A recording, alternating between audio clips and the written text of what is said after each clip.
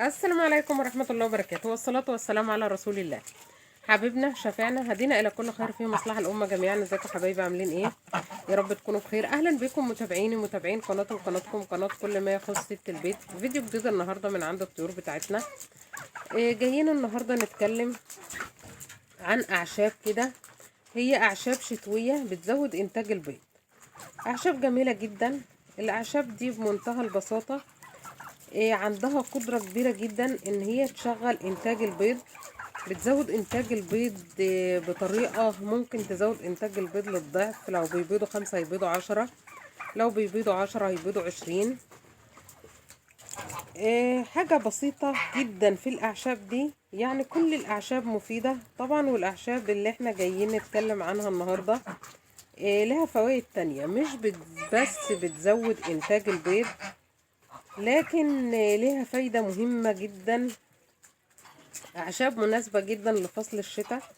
أعشاب بتساعد على زيادة إنتاج البيض في فصل الشتاء.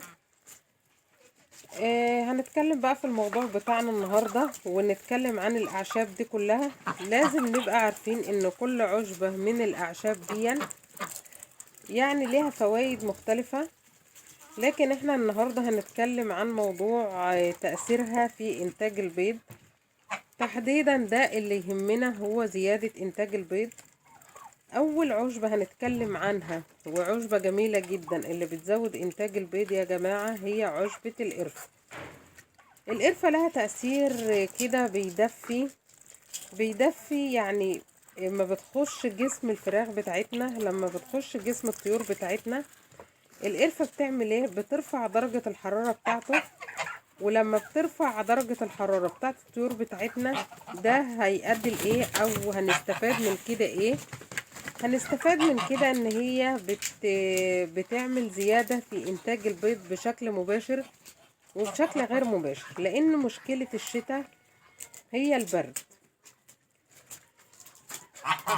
البرد ده اللي بيسكن جوه جسم الطيور.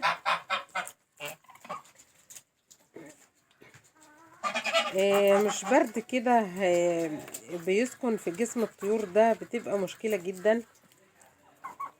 لان احنا لما بندخل حاجة جوه معدة الطيور بتاعتنا لازم ندفيها من جوه زي القرفة. احنا كده بنقاوم البرد اللي جوه معدة الطيور، وده اللي احنا عايزين نفهمه. الفكرة اللي ناقص ده المشكلة في فصل الشتاء هي مشكلة البرد.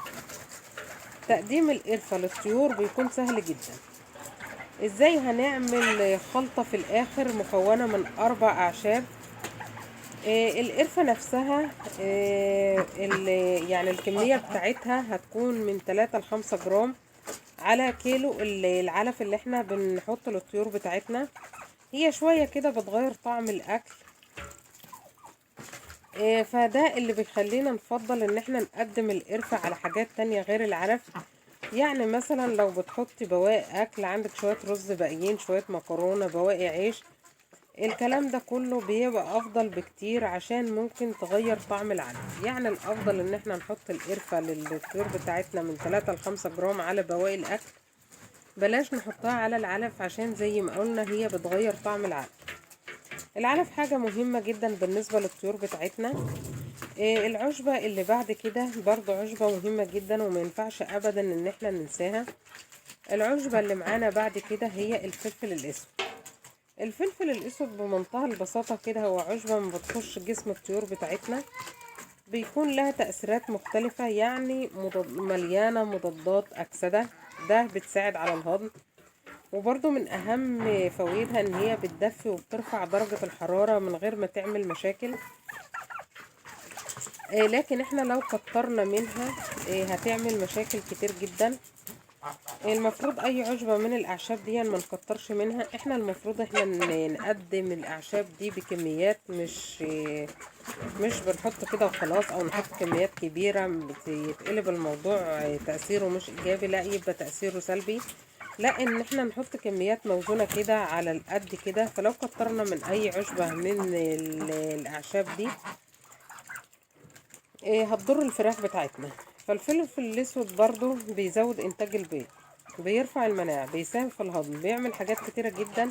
لكن تدفئته للطيور هي الحاجة اللي تفيدنا في الشتاء دلوقتي، واللي الاستفادة منه بتكون بسيطة غير مكلفة. هنجيب منه برضو حاجة من 3 ل5 جرام من الفلفل الاسود المطحون ناعم. لازم يكون مطحون ناعم عشان ما فيش طيور كده تاخد حبة كبيرة ولا حاجة. من 3 جرام ل5 جرام عشان يبقى له تأثير كويس كده، وعشان برضو ما يكونش له تأثير سلبي لو زاد عن 5 جرام على الكيلو العلف. يعني اي حاجة نحطها على العلف هتفتح شهية الطيور بتاعتنا. ممكن القرفة شوية تغير طعم العلف او ما يحبهاش، لكن الفلفل الاسود بيفتح شهية الطيور وبيخلي الطيور عايزة تاكل اكتر واكتر. هتزداد سخونة. برضو العشبة اللي معانا بعد كده الزنجبيل، عشبة حراقة جدا. نقدر نقول ان هي قوة السخونة بتاعة الفلفل الاسود او اقل شوية. الزنجبيل له فوائد مختلفة لانه هو بيشتغل على الدم والشرايين بشكل مباشر بشكل سريع. يعني اول ما ينزل جسم الطيور كده بيخلي الدم بتاع الطيور يتدفق هنا وهناك. فهو بيدفي الطيور فبيسخن الدم بتاعه. الدم لما بيسخن بيتدفق تمام. لما الدم يتدفق بيزداد الخصوبة وبيزداد انتاج البيض بسهولة جدا بدون اي مشاكل. هنلاقي انتاج البيض اصبح زيادة واصبح البيض موجود عندنا بكترة. عشان كده احنا بنهتم باكل الطيور. فعشبة زي الزنجبيل بمنتهى البساطة كده نستغلها. 5 جرام مطحون ناعم على كيلو العلف، قلنا هيفتح شهية الطيور، هيدفي الطيور، هيزود انتاج البيض بشكل فعال وسريع. العشبة الاخيرة اللي معانا هتكون هي عشبة الشطة. الشطة حبايبي هي العشبة الرابعة، ودي اللي لازم نقف عندها شوية. الشطة سخنة كده زيادة عن اللزوم، خصوصا لو في شطة كويسة، يعني شطة أصلية كده. فلفل أحمر يكون حراق جدا. اللي بينطحن الأصلية حراقة يعني حامية جدا. بناخد منها 2 ل3 جرام بالكتير قوي على كيلو العلف. يعني ما نزودش برضو في الشطة قوي، وتكون مطحونة ناعم جدا.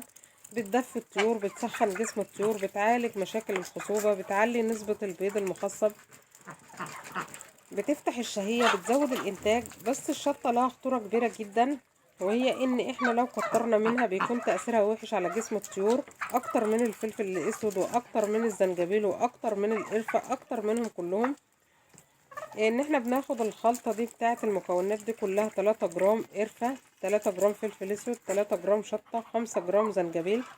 ناخدهم كلهم مع بعض كده، نخلطهم ونحطهم على بواقي الاكل او على العلف، لان في حاجات كتيرة جدا هتضيع طعم القرفة. فعادي بقية الاعشاب هتضيع طعم القرفة. خلطة جبارة غير مكلفة بالمرة، هتساهم في زيادة انتاج البيض في الشتاء بشكل كبير جدا. هتعالج مشاكل صحية كتيرة ممكن الطيور تقع فيها. لكن باستعمالنا للعشب الجميل ده او الثلاث الاعشاب دي هيكون لهم تأثير كويس جدا. حبايبي ده كان الفيديو بتاعي معاكم النهارده. متنسوناش حبايبي باللايك لدعم القناة، والسلام عليكم ورحمة الله وبركاته.